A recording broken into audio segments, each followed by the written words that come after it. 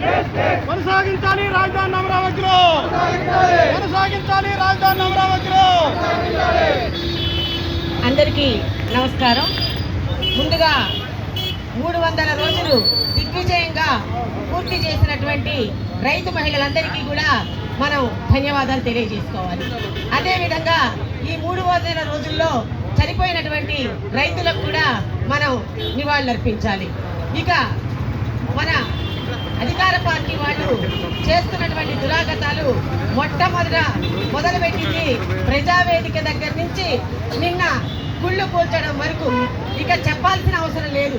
ఈ 16 నెలల్లోనే నానా విధాలుగా జనాల్ని ఎన్ని విధాల హింసించాలో అన్ని విధాలా హింసించారు.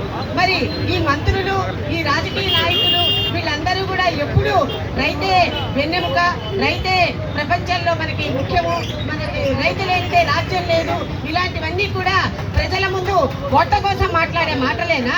ఎందుకు మాట్లాడుతున్నారు? ఎవరిని మీరు మోసం చేయాలనుకుంటున్నారు? రైతు లేకపోతే మనం తినగలుగుతామా?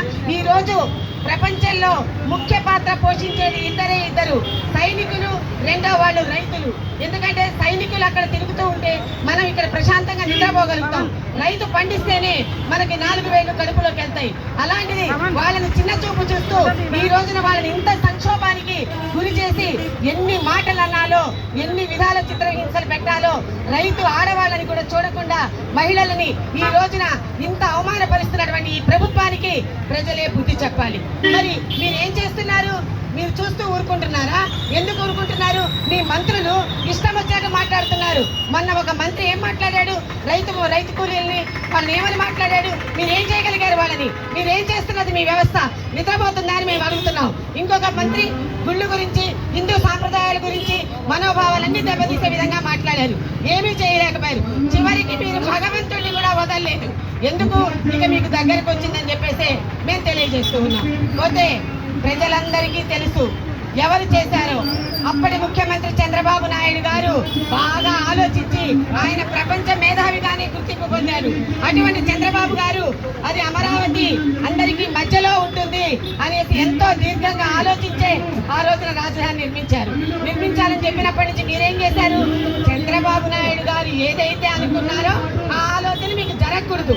ఎందుకంటే చంద్రబాబు నాయుడు గారికి పేరు రాకూడదు. అది ఓన్లీ మీ ముఖ్య అజెండాగా పెట్టుకొని ఈ రోజున మీ ఇష్టం వచ్చినట్టుగా మీరు ప్రవర్తిస్తూ ఉన్నారు. కానీ ఎందుకు చేస్తున్నారు? రాజధాని మొత్తం మీరు ఏదైతే రాజధాని వైజాగ్ నిర్మించాలనుకున్నారో అక్కడి ప్రజలు కూడా మాకొద్దు బాబో అంటున్నారు. అయినా మీరు వినట్లేదు. ఎందుకు?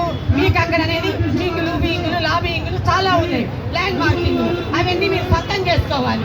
అవన్నీ సొంతం చేసుకోవాలి అంటే మీకు వైజాగ్ రావాలి. ఒక్కడి గుర్తు పెట్టుకోండి, పిల్లి పాలు తాగుతూ కళ్ళు పూసుకుంటే ఎవరు గమనించుకోవట్లేదంటే అది తప్పు. ప్రజలందరూ ప్రతి ఒక్కరూ మీ తప్పుని గుర్తిస్తున్నారు, తగిన గుణపాఠం తెలియజేస్తారని చెప్పేసి తెలియజేసుకుంటూ జై అమరావతి, జై అమరావతి, సాధిస్తాం సాధిస్తాం సాధిస్తాం సాధిస్తాం. We want, we want, we want. జోహార్. ఇప్పుడు